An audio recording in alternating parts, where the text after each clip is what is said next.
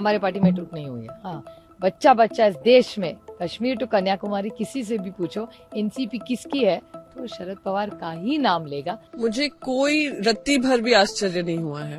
लोकतंत्र के साथ एक छलावा किया गया था। कारण क्या मानती है आप इस फैसले का? अदृश्य शक्ति। मैं अजित पवार जी को बहुत बहुत बधाई देना चाहता हूँ। आप देख रहे हैं हमारे डॉक्यूमेंट्स भी ठीक थे और फाउंडर मेंबर, इस पार्टी का फाउंडर मेंबर और फाउंडर लीडर कौन रहा है तो एक ही नाम है, उसका नाम है शरद पवार। बच्चा बच्चा इस देश में कश्मीर टू कन्याकुमारी किसी से भी पूछो एनसीपी किसकी है तो शरद पवार का ही नाम लेगा। लेकिन ठीक है, माहौल कुछ और है, अदृश्य शक्ति इस देश में है जो ये सब कर रही है। ठीक है, लड़ लेंगे यार, कौन सी बड़ी बात है, हम लोगों में जाएंगे। लेकिन आगे की क्या होगी रणनीति? अरे हाँ, बिल्कुल कोर्ट, सुप्रीम कोर्ट तो जाएंगी। अगर हम पे अन्याय होगा तो कोर्ट तो जाना ही पड़ेगा ना। कल तक 3 नाम और 3 सिंबल उनको देने तो हम कर देंगे। राजनीति इस देश में चल रही है वो संविधान के बाहर की है। ये जो हो रहा है वो किसी के संविधान के लिए, कि लोकतंत्र के लिए अच्छा नहीं है। बदला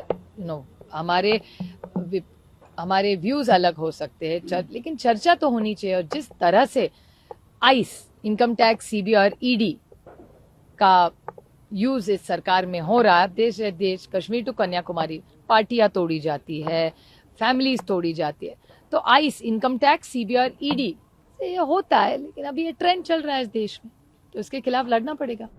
मुझे कोई रत्ती भर भी आश्चर्य नहीं हुआ है। जिस तरीके से केंद्र सरकार दिल्ली दरबार से ये पूरा प्रबंधन हुआ है, नियोजन हुआ है, आज इलेक्शन कमीशन ने उसको पूरा किया है। और मैं ये पूरी जिम्मेदारी से बोल रही हूँ। जो शिवसेना की पार्टी, समाजवादी पार्टी हो, समाजवादी पार्टी के उसमें भी एक निष्कर्ष निकला था, फिर सामने शिवसेना का आया था। शिवसेना में हमने लाखों के संख्या में एफिडेविट दिए थे, पर फिर भी पूरी की पूरी पार्टी और पक्ष का चिन्ह शिवसेना का दे दिया गया था गद्दार गैंग को। हम वो लड़ाई लड़ रहे हैं सुप्रीम कोर्ट में, और सुप्रीम कोर्ट ने भी इसका संज्ञान लिया कि 2/3 की अगर बात करते हैं, 2/3 सिर्फ इलेक्टेड रिप्रेजेंटेशन का नहीं होता है, पॉलिटिकल पार्टी का होता है।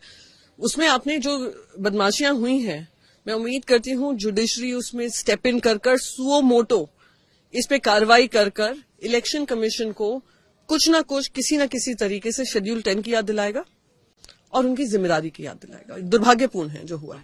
कांग्रेस पार्टी अजित पवार जी को मिलेगी, इस पर हमारा पूरा विश्वास था।